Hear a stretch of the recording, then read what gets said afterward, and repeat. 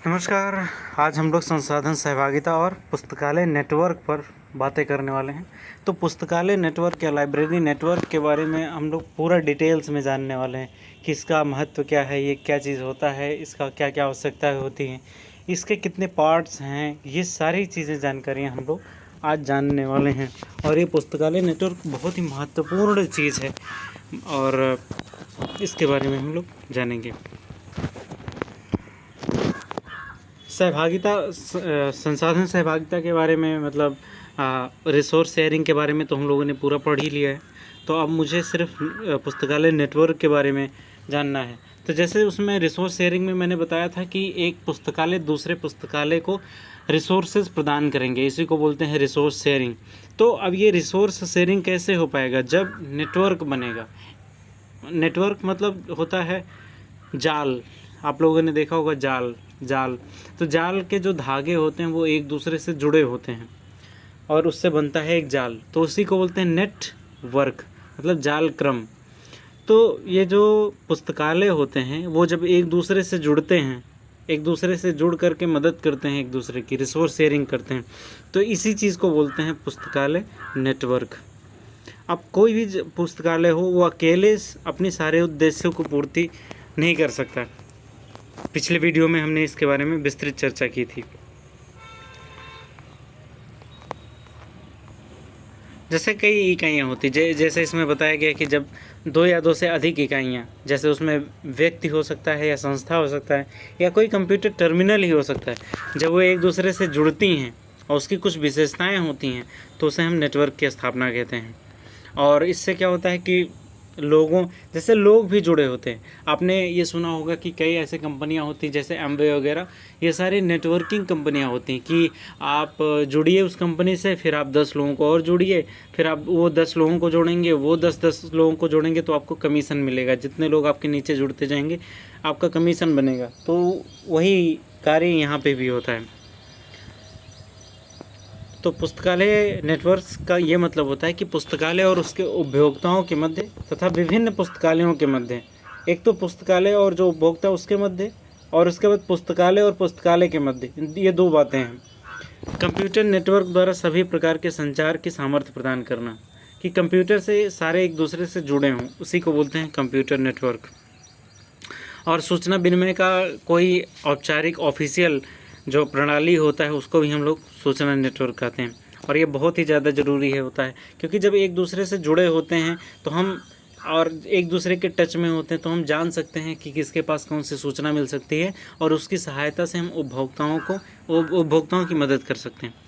अब पुस्तकालय नेटवर्क की आवश्यकता क्या है? सबसे पहली चीज़ जो ये आवश्यकता है क्यों आई, इसके बारे में हम लोग जानते। तो इलेक्ट्रॉनिक रूप में सूचना की बहुत ही तेज़ी से मात्रा बढ़ गई एक है, और हर चीज़ उपलब्ध है, चाहे वो मुद्रित फॉर्म में हो, चुंबकीय फॉर्म में हो, प्रकाशीय फॉर्म में हो, इन सारी चीज़ों में ये मौजूद है।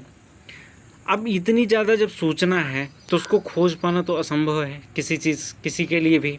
तो सूचना खोजने के लिए क्या हमें चाहिए? एक तो हमारे पास कर्मचारी होने चाहिए, और पूरे दुनिया की सामग्री तो खोजने के लिए हम इतने लंबा कर्मचारी तो रख नहीं सकते, क्योंकि हमारे पास वित्त की भी कमी होती है।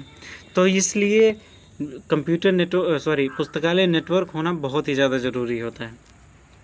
और जब से इंटरनेट की शुरुआत हुई है, इंटरनेट दो तरह का काम उसने किया। एक तो सूचनाएं बहुत ही ज़्यादा बढ़ गई, तो कहीं ना कहीं लाइब्रेरी के ऊपर बोझ बढ़ गया, और दूसरा इंटरनेट की वजह से पुस्तकालयों को जोड़ने में और पुस्तकालय से उपभोक्ताओं को जोड़ने में आसानी हो गई। तो मतलब दोनों बात हुई, एक तो कंप्यूटर की वजह से बाढ़ आ गया सूचना का, और दूसरा जुड़ भी गए। तो हम एक तरफ से हानि भी बोल सकते हैं और दूसरे तरफ से लाभ भी बोल सकते हैं इंटरनेट का। तो ये इसकी आवश्यकता है कि उस पूरे बाढ़ से विशिष्ट सूचनाओं को अलग करना। और अब जब इंटरनेट का युग आ गया तो कोई भी सूचना, चाहे हमें स्थानीय स्तर की चाहिए, राज्य स्तर की चाहिए, राष्ट्रीय स्तर की चाहिए, अंतर्राष्ट्रीय के स्तर चाहिए, कितनी भी दूरी हो और समय, तुरंत किसी ने ईमेल किया, हमारे पास सूचना कुछ सेकेंड्स में हमारे पास ईमेल पहुंच जाती है और कम से कम समय में हम लोग सूचना को खोज सकते हैं। ये बहुत ही अच्छी सुविधा है। इसको हम लोग एक हाईवे बोल सकते हैं। हाईवे आप लोग देखते होंगे कि गांव की सड़कें होती हैं, वो जो ज़िले की सड़क होती है उससे जुड़ी होती है, जो ज़िले की सड़क होती है वो जो स्टेट की सड़क होती है उससे जुड़ी होती है, और जो स्टेट की सड़क होती है वो पूरे राष्ट्रीय नेशनल हाईवे से जुड़ी होती है। तो ऐसे ही सूचना भी जुड़ी होती है। जो स्थानीय सूचना होती है वो ज़िले की सूचना से जुड़ी, ज़िले के स्तर से जुड़ी होती है या ज़िले पुस्तकालय से जुड़ी होती है। तो ये सारी सूचनाएं आपस में जुड़ी हुई होती हैं, तो इसलिए हम लोग इसको सूचना या नेटवर्क हाईवे भी बोलते हैं। अगला, इसका सूचना नेटवर्क के क्या क्या उद्देश्य और विशेषताएं हैं, इसके बारे में हम लोग जान लेते हैं। तो इसका जो पहला उद्देश्य है, एक तो अंतर पुस्तकालय सहयोग। अंतर पुस्तकालय मतलब एक पुस्तकालय से दूसरे पुस्तकालय के बीच में जो सहयोग होता है उस, और संसाधनों को प्रोत्साहन देना सभी स्तर पे, चाहे वो स्थानीय स्तर पे हो, राज्य, ग्रामीण या अंतर्राष्ट्रीय स्तर पे साझा किया जाए। और उसके बाद पुस्तकालयों के कंप्यूटरीकरण में सदस्य संस्थानों को भी सहायता प्रदान करना, और रिकॉर्ड का रेट्रो रूपांतरण करना, और सम्मिलित प्रयोग के लिए मानकीकृत आंकड़ों का विकास करना, ये इसके उद्देश्य है। दूसरा, एक सामूहिक सूची प्रदान करना। सामूहिक सूची किस लिए बनाना कि जैसे सदस्य जो होते हैं पुस्तकालयों में उपलब्ध दस्तावेज के जो संग्रह होते हैं वो उसकी पहुंच सुनिश्चित हो सके, इसलिए एक सामूहिक सूची बनाया जाता है। और उसके बाद सभी सदस्य संस्थानों के कंप्यूटरीकृत आंकड़ों के माध्यम से पुस्तकालय संसाधनों का संयुक्त संग्रह हो जाए। अगर जितने पुस्तकालय आपस में जुड़े होते हैं उन सभी के संसाधनों को कंप्यूटर पे अपलोड कर दिया जाए, उसकी सूची को, तो हर कोई देख सकता है कि यहाँ पे ये सूचना है, वहाँ पे वो सूचना है, तो उसका प्रयोग किया जा सकता है। और दस्तावेज वितरण सेवाएँ भी प्रदान की जाती हैं, और सूचना संसाधनों की प्राप्ति को युक्तिसंगत बनाया जा सकता है, और संसाधनों का सबसे ज़्यादा प्रयोग किया जा सकता है। पिछली क्लास में मैंने ढेर सारे उदाहरण देकर इसको अच्छे से समझाया था। और पुस्तकालयों का जो रिकॉर्ड होता है, उसका भंडारण होता है, या जो हम लोग ऋण लेते हैं, पुस्तकों का ऋण लेते हैं, हार्डवेयर, सॉफ्टवेयर, ये सारी चीज़ें जो प्रक्रियाएँ होती हैं ये बहुत ही आसान हो जाती है जब हम लोग पुस्तकालय नेटवर्क बनाते हैं। और सदस्य संस्थानों के उपयोगकर्ताओं में भी संचार को सुगम बनाया जा सकता है, तो संचार का जो माध्यम होता है वो भी सुगम बन जाता है। और स्टाफ को प्रशिक्षण भी आसानी से दिया जा सकता है। मान लीजिए कोई पुस्तकालय बहुत ही अच्छा काम कर रहा है, बहुत ही लाजवाब, तो वहाँ पे मान लीजिए कोई पुस्तकालय अभी नए नए शुरुआत हुई है, तो वहाँ पे अपने कर्मचारियों को भेज करके जो अच्छे से काम कर रहा है वहाँ पे ट्रेनिंग भी दी जा सकती है। तो ये एक बहुत ही अच्छा माध्यम हम कह सकते हैं। और वर्तमान समय में जो सूचना प्रौद्योगिकी इतनी तेज़ी से बढ़ती जा रही है, उसके क्रियान्वयन, उसका उपयोग, मान लीजिए कोई भी नई टेक्नोलॉजी आती है, एकाएक सबको तो जानकारी हो नहीं जाती है।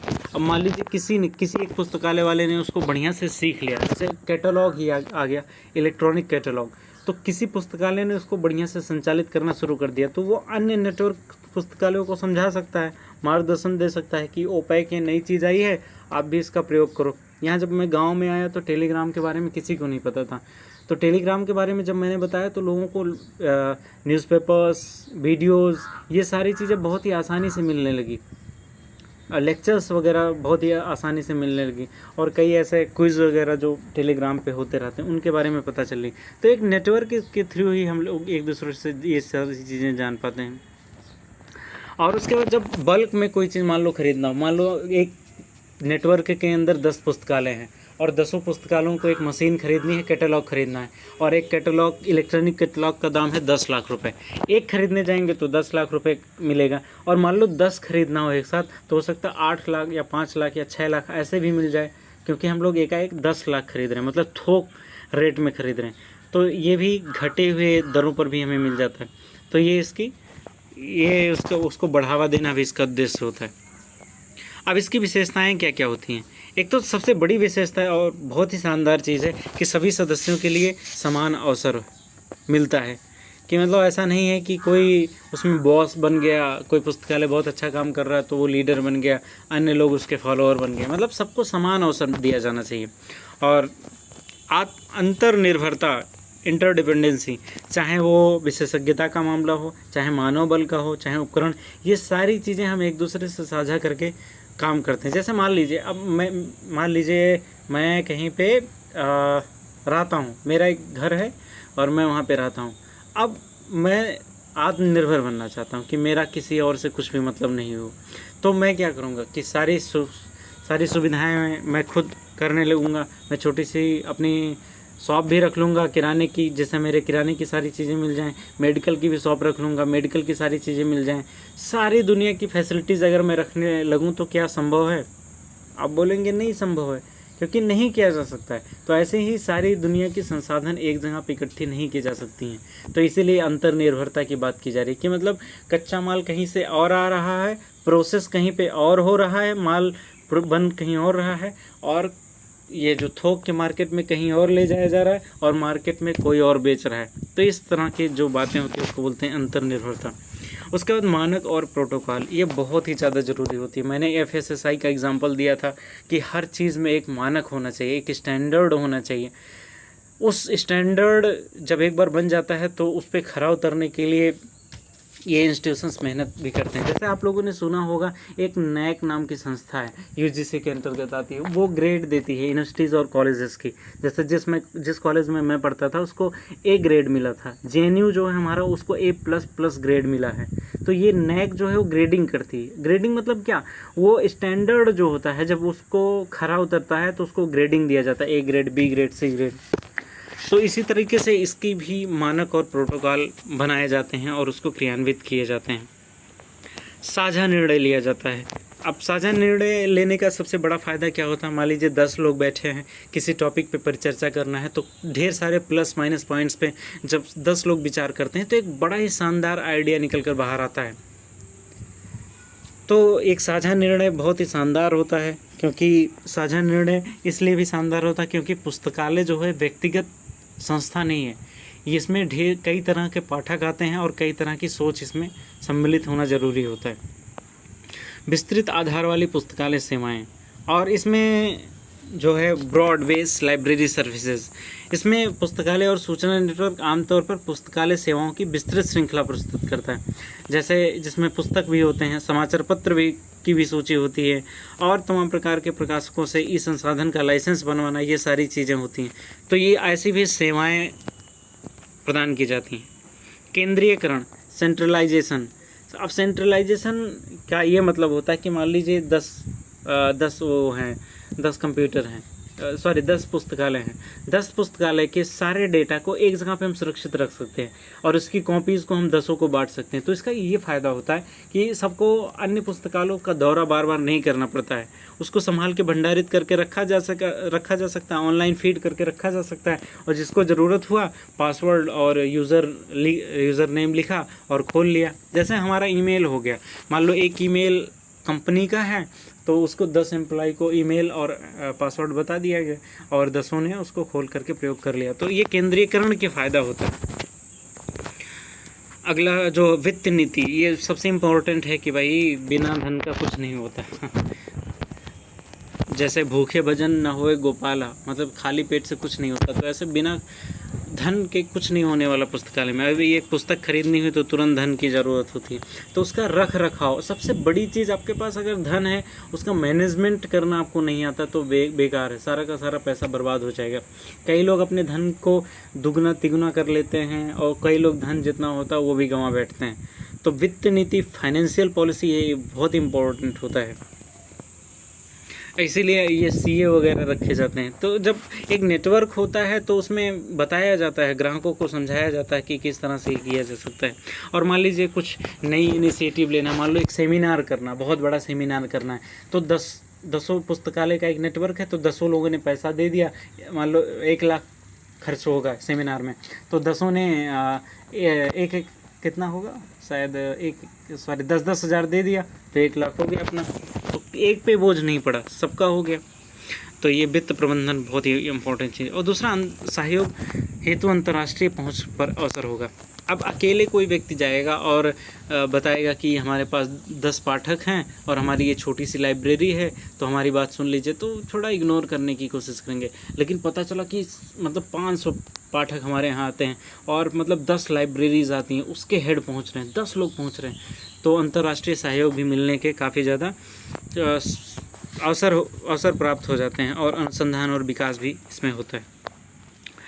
अब पुस्तकालय जो सूचना नेटवर्क है, इसके जो प्रमुख घटक हैं उसके बारे में हम लोग जान लेते हैं। घटक मतलब होता है कि कौन कौन से बिंदुओं से, कौन कौन से अंगों से मिलकर के ये नेटवर्क बनता है। तो सबसे पहला जो अंग है मानव नेटवर्क, ये सबसे महत्वपूर्ण होता है।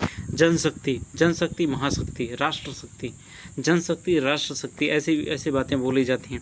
तो सूचना की जो उपलब्धता होती है उसको प्रदान करने पर अपना जो ध्यान केंद्रित करता है वह है मानवीय संसाधन, और वही इस काम को संभव बना पाता है कि सूचना को किस तरह से एकदम अच्छे से उपलब्ध करवाया जा सकता है। और उसके बाद प्रशिक्षित कार्यक्रम द्वारा सदस्यों को आपस में इंटरचेंज करके, मान लीजिए कुछ सदस्य चले गए इंटर्नशिप करने के लिए दूसरे लाइब्रेरी में, फिर वहाँ के अच्छे नियम सीख करके यहाँ पे आए, तो इस तरीके से प्रशिक्षण के द्वारा मैत्री भाव उत्पन्न होता है और उनके प्रशिक्षण भी अच्छा होता है। तो मानव नेटवर्क भी बनता है इसके पुस्तकालय नेटवर्क के साथ साथ। दूसरा होता है ऑनलाइन डेटाबेस। ये इम्पोर्टेंट चीज़ है कि जब आईटी टेक्नोलॉजी, इंफॉर्मेशन टेक्नोलॉजी इतनी तेज़ी से बढ़ रही है, इंटरनेट इतना तेज़ी से बढ़ रहा है, तो ऑनलाइन डेटाबेस जो है वो बहुत ही तेज़ी से बढ़ा। अब वो जो उपभोक्ताओं के उपयोग के हेतु उन सारे डेटा को उपलब्ध कराना बहुत ही अच्छे से उनकी अपेक्षा के अनुसार, ये भी एक चुनौती का काम है। ये भी इसका एक बढ़िया डेटाबेस होना चाहिए, ऑनलाइन होना चाहिए, सबके लिए सबकी रीच उसमें होनी चाहिए, और ये बैकबोन होता है। अब मान लीजिए कोई डेटा ही नहीं है, आप कोई पहुंचा कोई सूचना पाने के लिए, जैसे आरटीआई के होते, किसी ने पूछ लिया, मैंने वीडियो डाल के रखा है कि आरटीआई क्या चीज़ होती है, पेटेंट क्या होता है, इसका भी वीडियो मैंने डाल के रखा है। अब किसी ने पूछ लिया, अब आरटीआई के बारे में कोई डेटा नहीं है आपके पास कि उसमें कितना शुल्क लिया जाता है, उसका प्रोसेस क्या है, आपको कोई जानकारी नहीं है, तो आप बता ही नहीं पाएंगे। तो डेटाबेस और डेटा बैंक, अब हर चीज़ तो याद नहीं किया जा सकता है, तो जितनी भी नई नई टेक्नोलॉजीज़ आ रही हैं उन सब का कलेक्शन होना चाहिए, उसका डेटा होना चाहिए कि किस तरह के पाठक किस तरह की चीज़ों की मांग करते हैं। तो ये होता है डेटा बैंक। कुछ चीज़ें हैं जैसे वर्ल्ड कैट हो गया, OCLC, इन सारी चीज़ों के बारे में हम लोग विस्तृत जानेंगे जब हम एग्जाम्पल्स पढ़ेंगे। इस वीडियो के बाद अगला वीडियो में उसी का डालूंगा। डेलनेट क्या चीज़ होता है, ये सारी चीज़ें इसके एग्जाम्पल है डेटाबेस के। कंप्यूटर का हार्डवेयर और सॉफ्टवेयर ढांचा, ये भी बहुत इंपॉर्टेंट है, क्योंकि अगर कंप्यूटर ही आपका फ्लॉप हो गया तो गया काम से। आप ऑनलाइन सारा चीज़ कैसे सर्च कर पाएंगे या सेव ही नहीं कर पाएंगे। तो इसके लिए बढ़िया सर्वर्स होने चाहिए। एक तो सर्वर अच्छा होना चाहिए, पता चले अक्सर बैंकों में आप जाते होगे तो पता चलता है कि सर्वर डाउन हो गया, 4 दिन तक सर्वर डाउन हो गया, करोड़ों का नुकसान हो जाता है पूरा पब्लिक का। करोड़ों तो मैं छोटा बोल रहा हूँ, और वो का नुकसान हो जाता है। तो सर्वर अच्छा होना चाहिए। और उसके बाद दूसरा, रैम वगैरह की सुविधा अच्छी होनी चाहिए कि पता चले रैम ही बेकार पड़ा हुआ है। तो उसका ये जो सर्वर्स हो गए, रैम हो गए, ये सारी चीज़ें हार्डवेयर में होती हैं। हार्डवेयर और सॉफ्टवेयर में कुछ अंतर सिंपल सा मैं बता देता हूँ। जिसको हम छू सकते हैं उसको बोलते हैं हार्डवेयर, जिसको छू नहीं सकते उसको बोलते हैं सॉफ्टवेयर। जैसे PDF है मोबाइल में आपके पड़ा हुआ तो वो सॉफ्टवेयर है, आप उसको टच नहीं कर सकते। और उसके बाद लेकिन उसका जब आपने प्रिंट आउट निकाल लिया तो आप उसको टच कर सकते हो, उसको मिटा सकते हो, उसको रगड़ सकते हो हाथ से, उस पर पेंट कर सकते हो। तो ये सारी चीज़ें होगी हार्डवेयर। हार्ड कॉपी भी उसको बोलते हैं, सॉफ्ट कॉपी बोलते हैं, तो उसी से है हार्डवेयर सॉफ्टवेयर। तो ये हो गया। और अगला जैसे संचार स्विच हो गया, रूटर्स, हब्स, रिपीटर्स, मॉडेम, ये सारे हार्डवेयर्स हैं। ये अच्छी चीज़ें होनी चाहिए, अच्छे तरीके से होने चाहिए। और उसके बाद लोकल एरिया नेटवर्क, लैन, ये सारी सुविधाएं होनी चाहिए। सॉफ्टवेयर में ढेर सारे सॉफ्टवेयर्स की ज़रूरत होती है कि जैसे जब हम लोग इसको पढ़ेंगे लाइब्रेरी में, आगे के चैप्टर्स पढ़ेंगे जब प्रैक्टिकल्स 2 to 4 और 2 to 7 का, तो उसमें ढेर सारे सॉफ्टवेयर्स की ज़रूरत पड़ती है। उसके बारे में हम लोग विस्तृत जानकारी करेंगे।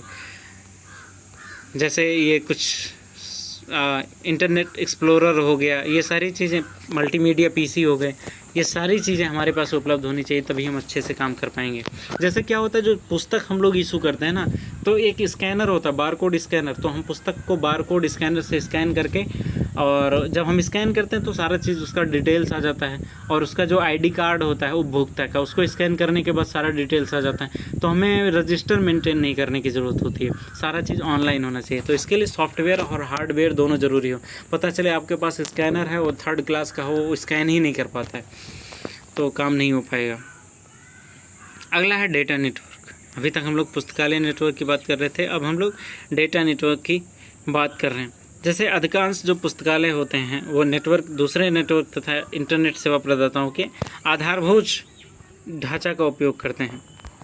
और जैसे डेलनेट हो गया, इनफ्लिबनेट और निकनेट, अर्नेट। अभी जो हम लोगों ने असाइनमेंट भेजा था उसमें ये चीज़ दिया हुआ था, इनफ्लिबनेट, इसके बारे में दिया था। आगे मैं वीडियो में इसका बताऊंगा। ये बहुत ही शानदार चीज़ होता है। यूजीसी ने इसको शुरू किया था, यूजीसी ने शुरू किया था। इसके बारे में पढ़ेंगे हम लोग, इम्पोर्टेंट चीज़ होती है। तो डेटा नेटवर्क भी बहुत ज़्यादा ज़रूरी है। सदस्य जो यहाँ पे है, ये सारी चीज़ों का रख रखाव के किस तरह से सारी चीज़ों को ऑनलाइन रखना, किस तरह से ऑफलाइन रखना, किस तरह से ऋण देना है, और जो ऋण दिया गया उसका रिकॉर्ड कैसे रखना है, जो ऋण लिया गया उसका रिकॉर्ड कैसे रखना है, समय पे ग्राहकों को भुगतान करना, ये सारी चीज़ों के लिए एक प्रशिक्षित, बहुत ही ज़्यादा समझदार, जुझारू, एकदम सहनशील युवाओं की और कर्मचारियों की ज़रूरत होती है। तो सदस्य भी इसके इम्पोर्टेंट भाग होते हैं। तो हम लोगों ने ये नेटवर्क का, सूचना नेटवर्क के घटकों के बारे में जान लिया। अब इसके क्रियाकलाप, कार्यकलाप और सेवाएं कौन कौन से देते हैं, इसके बारे में हम लोग जान लेते हैं। जैसे इस सबसे पहला जो इनका काम होता है, सहकारी कैटलॉग बनाना। कैटलॉग मतलब होता है इंडेक्स का आप लोग नाम सुने होंगे। इंडेक्स का जो कलेक्शन होता है उसी को हम बोलते हैं कैटलॉग। बस simple see thing, index, collection of index is catalogue. तो इसमें क्या होता है, सहकारी कैटलॉग बनाना। मतलब क्या होता है कि यूनियन कैटलॉग, जैसे मैंने बताया था, मान लो 10 लाइब्रेरी हैं। अब 10 लाइब्रेरीज़ में कौन कौन से संसाधन हैं, उन सारी सूचियों को इकट्ठा कर लिया 10 का, और उसको एक जगह पे रख देना। जैसे किसी के पास इतिहास से संबंधित सारी बुकें हैं तो उसकी सूची बना लिया हमने, किसी के पास भूगोल से सारी पुस्तकें हैं उसकी सूची बना लिया, ऐसे अन्य विषयों की सूची बना लिया, और एक जो समझ लो आप यूनियन कैटलॉग होगा उसमें सारी सूचियों को रख लिया, और ये भी डाल दिया कि किस लाइब्रेरी के अंदर क्या चीज़ें हैं। तो फलाना लाइब्रेरी वाला चेक कर सकता है कि इसके पास ये है तो हम इससे मांग लेते हैं। तो ये सहकारी कैटलॉग बनाना हो गया। कुछ कैटलॉग काम कर रहे हैं, जैसे 1901 में भी शुरू हो गया था, लाइब्रेरी ऑफ कांग्रेस 1901 में हुआ था, तब वहाँ पे कैटलॉग कार्ड शुरू हुआ था। और ये ब्रिटिश नेशनल बिब्लियोग्राफी, ये कार्ड जो 1950 में शुरू हुआ था। तो ये है कैटलॉग बनाना, सिंपल सी चीज़ है। और इस कैटलॉग में क्या होता है, जैसे मोनोग्राम हो गया, सीरियल हो गया, या पुस्तकेतर सामग्री। पुस्तकेतर मतलब होता है पुस्तक से रिलेटेड सामग्री जो ना हो, ऐसी जो सामग्री होती है वो अभी उसकी सूचीकरण करना। और जो पुस्तक होते हैं, सीरियल्स होते हैं, या अनुसंधान या डिसर्टेशन या गैर पुस्तकेतर आदि की प्रसूची बनाना। और उसके बाद ऑनलाइन अभिगम प्रदान करना। अब मान लीजिए ऑनलाइन सारी चीज़ें उपलब्ध करा दी गई और पासवर्ड और यूज़र आईडी किसी को दिया ही नहीं है, तो ये गड़बड़ हो जाएगा ना, तो कोई काम ही नहीं कर पाएगा। तो उसका अभिगम भी प्रदान करना, तो ये भी ज़रूरी होता है। और उसके बाद पूर्व प्रभावी रूपांतरण भी करना, ये इम्पोर्टेंट चीज़ है। दूसरी चीज़ क्या होती है, इंटरनेट संसाधनों के सहयोगी कैटलॉग बनाना विषय प्रवेश द्वारा। अब ये cooperative cataloguing of internet resources subject gateway. अब सबसे ज़रूरी कोऑपरेटिव कैटलॉगिंग तो हम लोग कर लिए। एक तो सिंपल सा हो गया कि हमने सारे लाइब्रेरीज़ का सूची बनाया और ख़ुद कर लिया, लेकिन एक होता है कि हम इंटरनेट के माध्यम से जुड़ जाएं। जब हम इंटरनेट के माध्यम से जुड़ेंगे तो क्या होता है कि अभी 10 ही लाइब्रेरी में हम लोग काम कर रहे हैं, लेकिन जब हम इंटरनेट से जुड़ जाएंगे तो दुनिया के सारे लाइब्रेरी से जुड़ सकते हैं, क्योंकि ऐसा हमने कर दिया रूल कि सारे लाइब्रेरीज़ के जो सूचियाँ हैं वो लोग इंटरनेट पे डाल दें। तो हम लोग क्या करते हैं, यहाँ पे भारत में बैठे बैठे अमेरिका में जो उसकी नेशनल लाइब्रेरी है उसको, इसरो जो ये नासा की लाइब्रेरी है उसमें क्या क्या चीज़ें हमारे काम की हैं वो सारी चीज़ें हम लोग देख सकते हैं। या जो कैम्ब्रिज या ऑक्सफोर्ड की ऐसी यूनिवर्सिटीज़ की जो लाइब्रेरी हैं उसकी सूचियाँ को हम लोग एकदम अच्छे से देख सकते हैं। तो इंटरनेट से जोड़ देना ही कैटलॉग का मैंने बताया, कलेक्शन ऑफ इंडेक्सेस, सूची का जो कलेक्शन है उसको ही हम लोग कैटलॉग बोलते हैं। और इसको इंटरनेट से जोड़ देना ही क्या बोलते हैं, इंटरनेट संसाधनों के कैटलॉग बनाना। और उसके बाद मान लीजिए एक वेबसाइट भी हम लोग बना सकते हैं कि कोई ऐसा वेबसाइट बना दिया जाए जहाँ पे सारे लोग इसको अपलोड कर दें। तो ये आसान तरीका है ये करने के लिए। और ये आसान भी होता है कि डुप्लीकेशन भी नहीं हो पाएगा ना, कि मान लो मैं भी वो भूगोल का बना रहा हूँ, फिर उसके बाद मैंने बनाया अपने पुस्तकालय के लिए, फिर उसके बाद उसका जो यूनियन है, यूनियन में बनाया गया, फिर उसके बाद नेशनल लेवल पे बनाया गया सेम चीज़, फिर इंटरनेशनल लेवल पे बनाया गया। तो इससे फालतू चीज़ें करने से अच्छा मैंने अपने पुस्तकालय का वेबसाइट पे अपने डाल दिया, अब दोबारा किसी को बनाने की ज़रूरत नहीं, किसी और ने अपने वेबसाइट पे डाल दिया, तो इससे स्पष्ट हो जाएगा, तो इसकी पुनरावृत्ति नहीं होती है। तो ये शानदार चीज़ है इंटरनेट पे कैटलॉगिंग करना। अब डेटाबेस सेवा क्या होता है, इसके बारे में हम लोग थोड़ा सा जान लेते हैं। डेटाबेस सर्विसेज, इसमें क्या होता है कि जो पुस्तकालय नेटवर्क होता है, सदस्य संस्थाओं की ओर से जो व्यय होता है सहभागिता के आधार पर इलेक्ट्रॉनिक संसाधनों, जिसमें जैसे ग्रंथ परक डेटाबेस हो गया, पूर्ण पाठ सामग्री के इलेक्ट्रॉनिक संसाधनों तथा संदर्भ साधन, ये सारी चीज़ें शामिल होते हैं कि ग्राहक बन सकते हैं।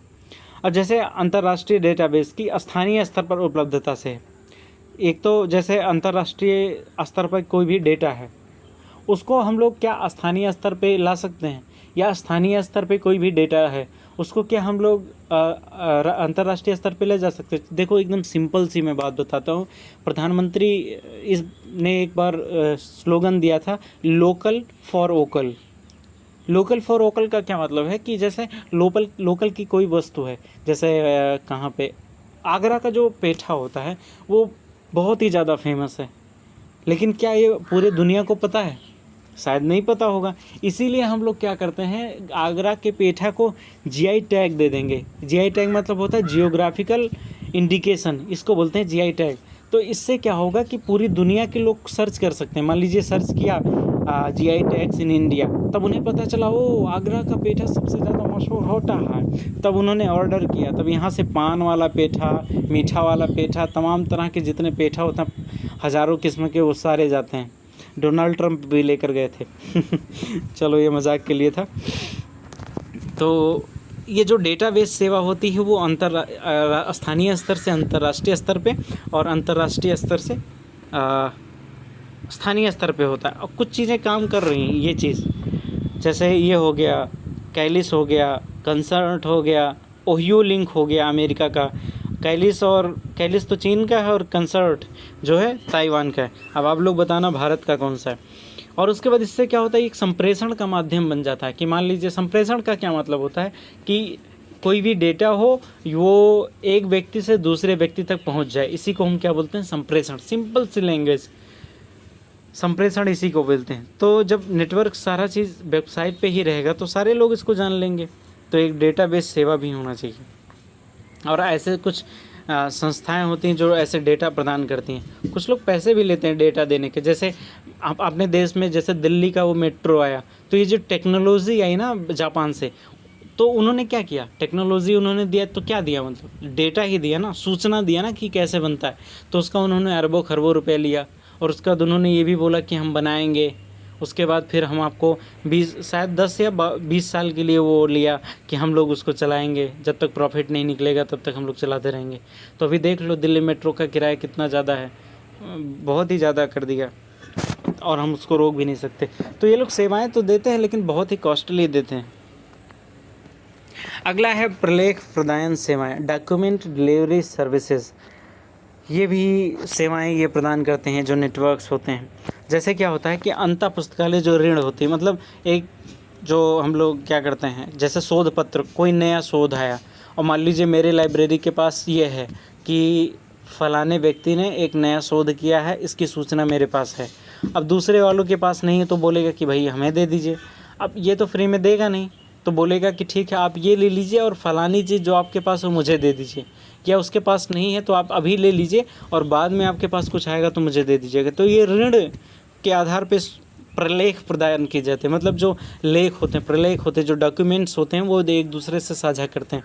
मान लीजिए मेरे पास यूपीएससी के ढेर सारे कंटेंट्स हैं, ठीक है, फ्री के सारी चीज़ें, लेक्चर्स मान लो मेरे पास हैं, तो लेक्चर्स मान लीजिए आपको चाहिए तो मैंने आपको लेक्चर्स सारे दे दिए, और आपके पास यूपी पीसीएस के सारे डॉक्यूमेंट्स हैं तो मैंने आपसे यूपी पीसीएस के सारी चीज़ें ले ली।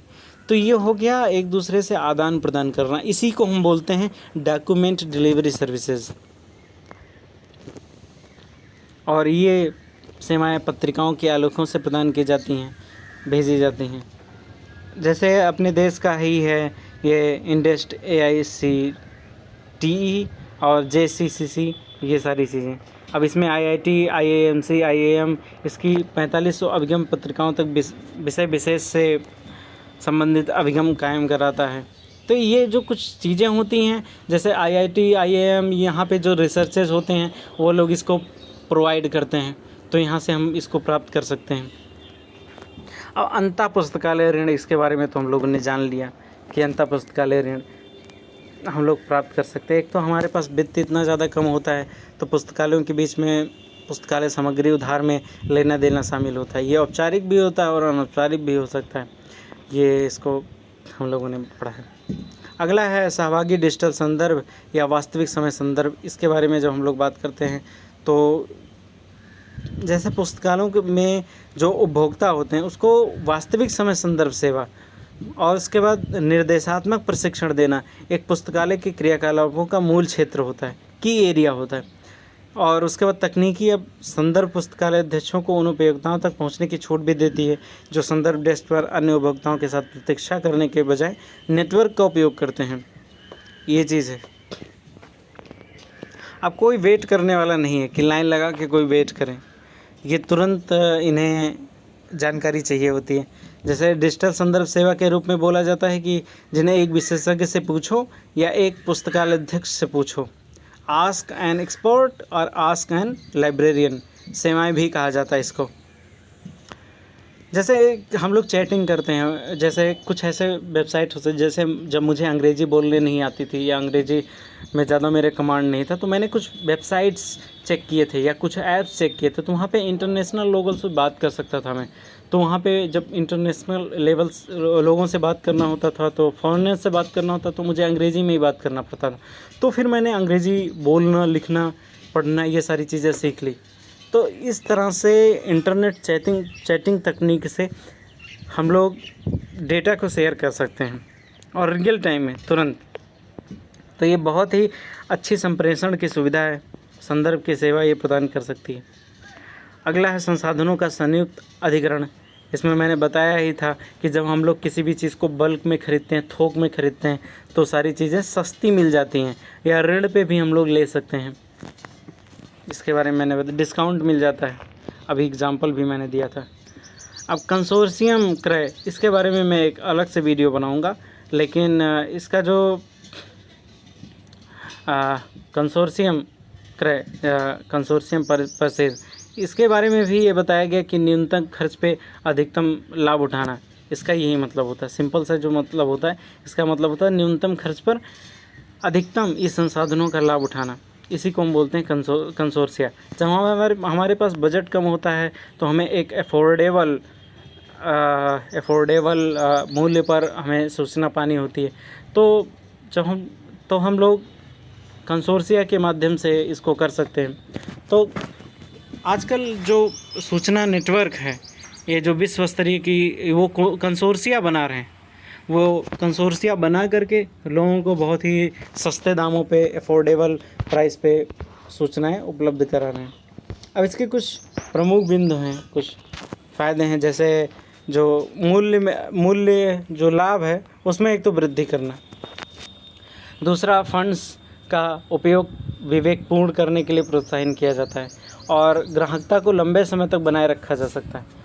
ग्राहकता मतलब होता है कस्टमर को अच्छे तरीके से ज़्यादा दिन तक बनाए रखना। जैसे मान लो मैंने आपसे, कोई आया और आप पुस्तकालय के लाइब्रेरियन हैं एक, और आपसे कुछ पूछा गया और आप नहीं बता पाए, तो शायद वो दोबारा नहीं आएगा, लेकिन आपने उसके लिए प्रयास किया, खोजा और उसको सूचना दिया तो दोबारा आएगा। और स्थानीय विशेषज्ञ तैयार करना जो उसको आगे ले जा सकें, और ये संसाधन जो होते हैं उसकी जो घटी हुई दर होती है उस पर क्रय करने के लिए लोगों को प्रोत्साहित करना, और फिर संसाधन सहभागिता बढ़ाना, ये हो गया। अगला होता है संयुक्त अभिलेखागार एवं सहकारी भंडारण। अब joint archives and cooperative storage facility. अब देखो, मान लीजिए मेरे पास मैंने हार्ड डिस्क खरीदा और उसके बाद उस हार्ड डिस्क में जगह है 1 TB का, 1 TB मतलब होता है 1024 GB। अब 1000 GB का मेरे पास हार्ड डिस्क है, तो उसमें मैं कितना डेटा रख सकता हूँ? अब 1000 TB का ही डेटा रख सकता हूँ, लेकिन मान लो 10 लाइब्रेरी हैं, तो 10 लाइब्रेरियों ने क्या किया कि एक बहुत बड़ा सर्वर, एक बहुत बड़ा एक आप लोगों ने क्लाउड कंप्यूटिंग के बारे में शायद सुना होगा या नहीं सुना होगा, तो आप सर्च करना। क्लाउड कंप्यूटिंग में क्या होता है कि आप अपने डेटा को सेव कर सकते हो किसी तीसरे पक्ष के पास, ठीक है। आप अपने मोबाइल से उस डेटा को डिलीट कर सकते हो और जब चाहो तो उस डेटा को पा सकते हो। जैसे आप लोग उसमें करते हो ड्राइव में, गूगल ड्राइव में क्या करते हो, फ़ोटोज़ वीडियोज़ ये सारे अपलोड करते हो और अपने फ़ोन से उसको क्लीन कर देते हो, जब चाहिए तो उसको डाउनलोड कर लेते हो। तो ये जो गूगल ड्राइव हो गया, ये क्लाउड कंप्यूटिंग का एक पार्ट है। तो इसी अवधारणा के बारे में ये बताया जा रहा है कि क्लाउड कंप्यूटिंग गूगल क्या है। गूगल ने क्या किया कि दुनिया के करोड़ों लोगों के डेटा को एक जगह पे संग्रहित करने की कोशिश की। इसी को हम लोग बोलते हैं कोऑपरेटिव स्टोरेज फैसिलिटी। तो गूगल ने करोड़ों लोगों को किया, तो हम भी कर सकते हैं कि मान लीजिए सैकड़ों लाइब्रेरी हमारे पास हैं, तो हमने स्टोरेज फैसिलिटी दे दी सैकड़ों लाइब्रेरीज़ को कि आप अपना डेटा हमारे स्टोरेज में सेव कर सकते हैं। और इससे क्या होता है कि जब ऐसे हज़ारों लोग या लाखों लोग सेव करते हैं तो स्टोरेज का कम पैसा ही देना पड़ता है, तो और हमारे पास ज़्यादा जगह भी मिल जाता है, तो ये इसके फ़ायदे होते हैं। अगला, सहभागी डिजिटल पुस्तकालय परियोजना का भी विकास करना होता है। अब इसमें सहभागी डिजिटल पुस्तकालय जो परियोजना होती हैं, share digital library project development, ये बहुत ही इम्पॉर्टेंट चीज़ है। जैसे पुस्तकालय नेटवर्क होता है जो अपने क्रियाकलाप होता है, अगर उसको विस्तार करना होता तो डिजिटल पुस्तकालय पे आना होगा। मान लो एटीएम का जब हम लोग प्रयोग करना शुरू किए, तो एटीएम क्या है, एक डिजिटल माध्यम है पैसा निकालने का। अब हमको रोज़ रोज़ बैंक में लाइन लगाना पड़ता है, तो एक तो हमारा समय जाता है, दूसरा कर्मचारियों पे भी बोझ पड़ता है। और लेकिन जब एटीएम बन गया तो हमारा काम आसान हो गया। तो ऐसे ही लाइब्रेरी में भी डिजिटल माध्यमों का प्रयोग करना ये बहुत ही आसान, बहुत ही इम्पॉर्टेंट चीज़ है। तो ऐसे डिजिटल पुस्तकालय परियोजना का भी विकास करना। जैसे क्या हो गया कि मान लीजिए स्कैनर हो गया, स्कैन किया खटाक से बुक का और तुरंत आपके आईडी कार्ड का मतलब कुछ ही सेकेंड्स में वो हो गया, बुक इशू हो गया आपको या बुक रिटर्न हो गया। लेकिन अगर भैया वही रजिस्टर में लिखना होता तो आपका नाम खोजना पड़ता, मुहर खोजना पड़ता, फलाना खोजना पड़ता, आपके सिग्नेचर लेने पड़ते, धमाका खोजना पड़ता, पैसा काटो, ये वो करीब उसमें 5-7 मिनट का समय लग जाता। तो उसमें पीछे एकदम लंबी लाइन लग जाती, अगर 10 लोगों को करवाना होता तो समय भी बर्बाद हो जाता। और रंगनाथन ने क्या बोला था, डॉक्टर रंगनाथन ने बोला था कि पाठकों का समय बचना चाहिए। तो ऐसे ही सहभागी डिजिटल पुस्तकालय परियोजना का भी विकास करना ज़रूरी है। तो इसमें बताया गया है कि डिजिटल संग्रहालय स्थापित करना, दूसरा संस्थागत संग्रहालय स्थापित करना, ये नहीं कि ऐसे एरू गेरू। और उसके बाद जैसे वेब हो गया, उसके बाद सीरियल्स हो गए, उसका एक संघ प्रसूची यूनियन कैटलॉग बनाना, मैंने इसके बारे में बता ही दिया है पहले ही। और इलेक्ट्रॉनिक संसाधनों का सहकारी कैटलॉग बनाना, ये सारी चीज़ें हो गई। ये सारे इसके अगला जो इसका कार्य होता है, उपभोक्ताओं या पुस्तकालय स्टाफ का प्रशिक्षण करना, ये इम्पोर्टेंट चीज़ होती है। एक तो उपभोक्ताओं की खोज की सुविधा भी प्रदान करते हैं और दूसरा इसकी प्रशिक्षण भी करते हैं और बेहतर खोज कर सकें, इसके परिणाम को बेहतर निकले, जिससे उसके समय भी बचे। तो एक जो प्रशिक्षित जो कर्मचारी होता है वही पाठकों का समय बचा सकता है और उसकी प्रशिक्षण अच्छी होनी चाहिए। उसे इग्नू में एडमिशन लेना चाहिए। ये मजाक के लिए था, आप किसी भी यूनिवर्सिटी में एडमिशन लें। और यूनिवर्सिटीज़ बुरी नहीं होती हैं, ये अच्छाई बुराई डिपेंड करता है शिक्षक और विद्यार्थी के ऊपर। शिक्षक किस तरह से प्रोवाइड कर रहे हैं ज्ञान को और विद्यार्थी किस तरह से ग्रहण कर रहा है और उसका यूज़ किस तरह से कर रहा है। और उसके बाद सदस्य संस्थाओं को प्रौद्योगिकी सहयोग। अब क्या होता है कि जैसे एक एग्जांपल मैं देना चाहता हूँ कि मेरे पास टेलीग्राम ऐप है, ठीक है, और किसी के पास नहीं, और मुझे पता चल गया टेलीग्राम में इतनी सुविधाएं होती हैं कि हम लोग ढेर सारे जीबी का डेटा भी उसमें सेव कर सकते हैं और उसके बाद वीडियो कॉल कर सकते हैं, ये कर सकते हैं। और उसमें कई चैनल्स ऐसे होते हैं जहाँ पे हम लोग क्विज़ कर सकते हैं और कॉम्पिटिटिव एग्ज़ाम्स के वीडियोस अपलोडेड होते हैं, ढेर सारे पीडीएफ्स बुक अवेलेबल होते हैं, ये सारी चीज़ें हम लोग कर सकते हैं। तो मैंने क्या किया, 10 लोगों को बता दिया कि भैया ये टेलीग्राम है, इस पर आप कर लो, यहाँ पे आपको ये जानकारियाँ मिल जाएंगी। तो मैंने क्या किया, तकनीकी का सहयोग प्रदान किया, प्रौद्योगिकी का सहयोग प्रदान कर दिया।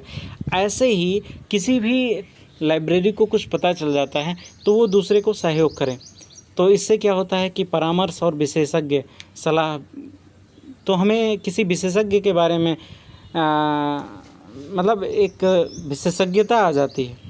जब नई प्रौद्योगिकी को कार्यान्वित करने के लिए ऐसे विशेषज्ञ की भी ज़रूरत होती है। अब मुझे टेलीग्राम के बारे में कैसे पता चला, मुझे भी किसी ने बताया था, या तो मैं इंटरनेट पे यूट्यूब पे अक्सर मैं सर्च करता रहता हूँ कि इस समय नई तकनीकी कौन सी आई है, किस क्षेत्र में क्या आई है, तो मुझे ऐसे पता चलता है। तो किसी ने मुझे बताया ना, तभी तो पता चला।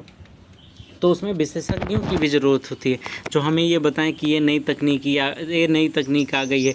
अब विशेषज्ञ, एक मान लो छोटी सी लाइब्रेरी है, 10 बच्चे पढ़ने आते हैं, उसमें एक विशेषज्ञ भी रख लिया, तो विशेषज्ञ जो हो 50,000 से कम लेगा नहीं, या उसका महंगी फीस रहेगी, तो क्यों बताएगा।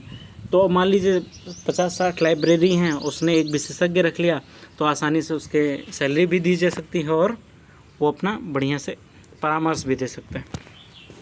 जैसे एक सीए होता है, चार्टेड अकाउंटेंट, वो हज़ारों व्यापारियों से जुड़ा होता है और उसको मदद करता है, परामर्श देता रहता है। ऐसे विशेषज्ञ भी होते हैं। वो चार्टेड अकाउंटेंट भी एक विशेषज्ञ होता है जो अकाउंटिंग के क्षेत्र का विशेषज्ञ होता है। और भारत में आपने देखा होगा कि डिजिटल अभियान शुरू हो गया, उसमें पेटीएम वगैरह आ गया, भीम ऐप आ गया, सारा चीज़, और सारा खाते में पैसा आने लगा, आधार कार्ड की सुविधा हो गई। तो भारत इस समय डिजिटल साक्षरता की ओर बढ़ रहा है। सदस्यों के बीच में संप्रेषण और संचार सेवाएं बहुत इम्पोर्टेंट चीज़ है भैया। जब तक एक दूसरे से बातचीत नहीं होगी तब तक हम एक दूसरे से जानकारी नहीं बढ़ेगी। अब ये डिपेंड करता है कि आप बातें कौन सी करते हैं, फालतू बातें करते हैं, खाना खाए कि नहीं खाए। दूसरी भी, आप पढ़ाई के बारे में बातें करते हैं, किस समय नई तकनीकी कौन सी आ गई है, हमारे पढ़ाई में ये समस्या आ रही है, हम ये क्या करें। तो आपके आवश्यकता के अनुसार आपकी बातें होंगी। तो संप्रेषण बहुत ही ज़्यादा ज़रूरी है।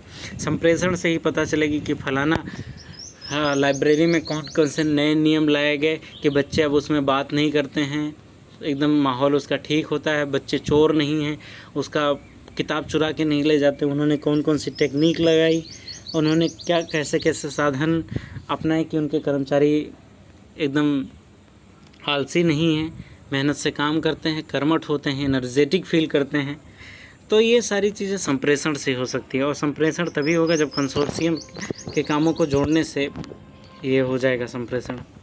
अब ऐसी कई चीज़ें होती हैं, जैसे ये लिस्ट सर्व हो गया, मेलिंग लिस्ट हो गया, और ये वेबसाइट्स हो गई। ये सारी चीज़ें एक दूसरे से जुड़ने के काम में आती हैं। जैसे फेसबुक हो गया, फेसबुक तो मुझे इतना ज़्यादा चलाने नहीं आता, बट एक जुड़ने का माध्यम है। व्हाट्सएप एक जुड़ने का माध्यम है, और टेलीग्राम, ये सारी चीज़ें एक जुड़ने का माध्यम है। यूट्यूब से मैं आप सारे लोगों से जुड़ा हुआ हूँ इस समय, तो ये भी एक संचार का माध्यम है। आप लोग अपने कमेंट्स उसमें जब डालेंगे वीडियोस के नीचे, तो एक संचार हो गया, एक संप्रेषण हो गया, बातचीत हो गई।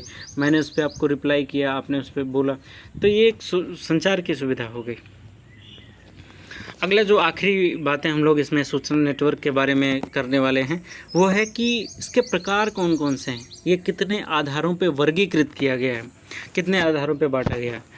अब जैसे भैया, अगर हम लोग शरीर को बांटें तो जैसे कमर के नीचे का अंग हो गया, ये पैर वगैरह, फिर गर्दन और कमर के बीच का अंग हो गया, और उसके बाद सिर के ऊपर का अंग हो गया। तो इस तरह से भी हम लोग बांट सकते हैं। दूसरा, कई ऐसे पार्ट्स होते हैं जिसको हम बांटते हैं, जैसे ब्रांचेस के ऊपर, पेड़ के जो ब्रांच होते हैं, एक तो मेन ब्रांच होती है और फिर ढेर सारे ब्रांचेस पेड़ में निकले होते हैं। तो ऐसे ही सूचना नेटवर्क का किस तरह से वर्गीकरण किया गया है। जैसे एक फिल्म मैंने देखा था, उसमें बताया गया था कि जैसे एक व्यक्ति एक की मदद करे, ठीक है, और उसके बाद एक व्यक्ति 2 की मदद करें, फिर वो 2 लोग 2 की मदद करें, तो 4 लोगों की मदद हो गई। वो 4 2 लोगों की मदद करें तो 8 की मदद हो गई। वो 8 2 की मदद करें तो 16, 8 दूनी 16 की मदद हो गई। तो ऐसे ही क्रम बढ़ता चला जाएगा और एक लंबी सी चेन बन जाएगी। तो ऐसे ही इसका वर्गीकरण किस तरह से होगा, तो उसको हम लोग देख लेते हैं। ये क्वेश्चन है क्वेश्चन आ सकता है, आप लोग इसको अच्छे से पढ़ना। ये वीडियो थोड़ा लंबा है लेकिन क्या कर सकते हैं, हमें कोर्स भी तो कंप्लीट करना भाई। तो 3 तरह से हम लोग बांट सकते हैं, एक बड़ा हाथी, एक मझला हाथी, एक बच्चा हाथी। मतलब एक बड़ा सा नेटवर्क जो बहुत ही अंतर्राष्ट्रीय स्तर की चीज़ें बोलता है। ऐसे स्तर के नेटवर्क जैसे OCLC हो गया, RLIN हो गया, छोटे नेटवर्क हो गए राष्ट्रीय स्तर के या राज्य के स्तर पे जो इसको प्रशिक्षण वगैरह देने के काम में आते हैं, और बहुत ही छोटे लोकल स्तर पे हो गए जैसे फोसा वगैरह हो गया। तो हम लोग थोड़ा सा विस्तृत कर लेते हैं। जैसे भौगोलिक क्षेत्र के आधार पे पुस्तकालय नेटवर्क कितने प्रकार के होते हैं, तो इसमें बताया गया है कि 4 तरीके के होते हैं। एक तो नगर या महानगर के क्षेत्र पे होते हैं, तो भारत में एडीनेट हो गया, पुणे नेट हो गया, बोनेट हो गया, ये सारी चीज़ें हैं, ये छोटे स्तर पे हो गए। City and metropolitan libraries networks हो गए।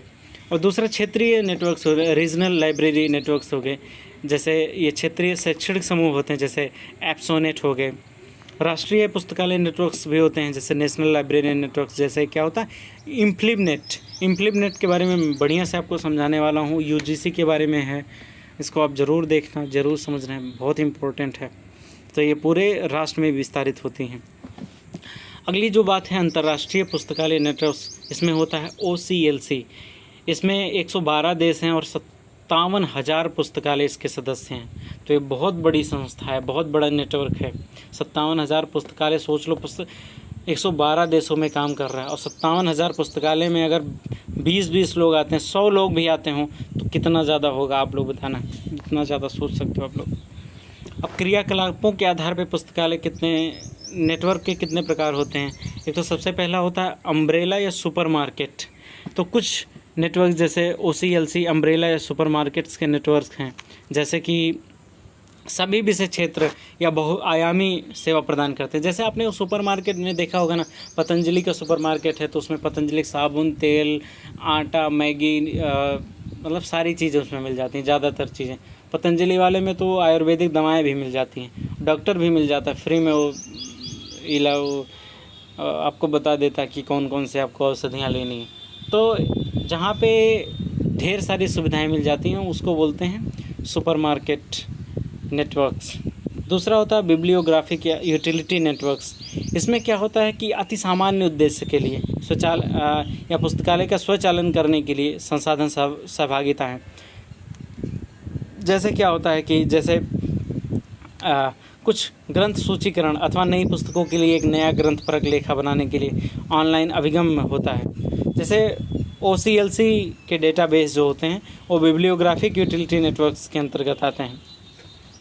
इसमें क्या होता है कि इसमें जो सदस्य होते हैं उसके पुस्तकालयों द्वारा निर्मित करीब इसमें क्या है 8 करोड़ 10 लाख ग्रंथ परक अभिलेख उपलब्ध होते हैं। तो ये हो गया बिब्लियोग्राफिक यूटिलिटी नेटवर्क्स। ऑनलाइन खोज सेवा नेटवर्क्स में क्या होता है कि मशीन द्वारा हम लोग ऑनलाइन खोज सकते हैं, जैसे ये हो गया गूगल वगैरह हो गया।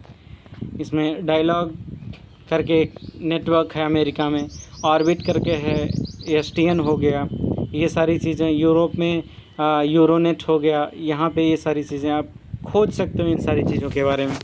तो ये थोड़ा सा छोटा नेटवर्क हो गया। एक तो अंतर्राष्ट्रीय पे हो गया, ये क्षेत्रीय स्तर पे, आप राष्ट्रीय स्तर पे बोल सकते हो। एक तो सेवा केंद्र नेटवर्क्स होते हैं, ये क्या करते हैं पर्यावरण में सेवाएं प्रदान कर सकते हैं। नेटवर्क पर्यावरण में सेवाएं प्रदान करते हैं और ये पुनः सेवाएं देते हैं, इंफॉर्मेशन रिट्रीवल सर्विसेज, ये सारी चीज़ें प्रदान करते हैं। जैसे पैलीनेट हो गया, एलिनेट हो गया, ये सारी चीज़ें। उसके बाद क्या होता है इलेक्ट्रॉनिक संसाधनों की ग्राह्यता के networks for subscription to electronic resources. अब सब्सक्रिप्शन क्या होता है, जब आप मेरे चैनल को अगर आप सब्सक्राइब करोगे तो उसका क्या मतलब हो गया, सब्सक्राइब का मतलब हो गया जुड़ जाना।